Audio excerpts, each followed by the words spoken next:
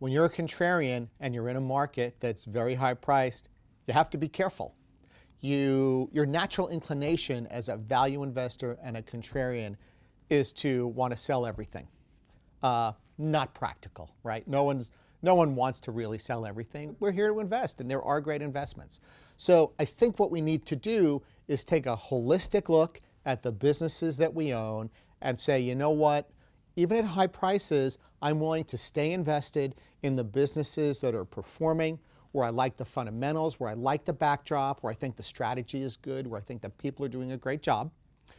And then in some of those cases where the stocks are also expensive, but the fundamentals aren't great, and there are challenges, maybe I'll lighten up on some of those, and at the end of the day, have a higher quality portfolio of businesses.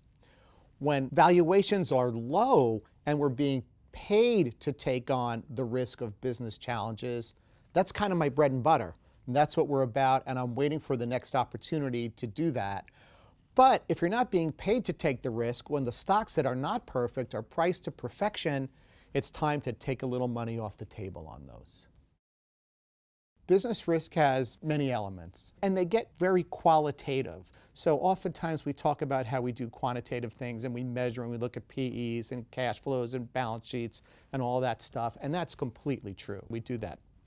But to get down to the second level, we have to think about and understand businesses and their challenges. Our message usually is, we're happy to take operating risk as long as the price is low enough to compensate us for taking that on. And that risk can have a lot of different forms, right? It's strategy, it's execution, it's competitive, it's cyclical, it's secular, it's an industry. It can be a lot of things. In today's world, that risk-reward trade-off for taking on the problem, which is our bread and butter, it's not really there right now. More recently, I've been investing in companies that one way or another provide workers. It could be a high-end opportunity where a company is headhunting and recruiting C-suite executives and is doing consulting work around corporate benefit plans and compensation plans for large corporations. It could be companies that have outsourced HR recruiting for big companies. Or it could be, in fact, we have one, it's a company that provides really day labor for construction and day labor for warehousing. They may not be exactly the same, but they all march to a similar drummer, and that drummer is when the economy is healthy and unemployment is low and people are working, there's demand for workers. So why is there an opportunity in those stocks if you're a contrarian?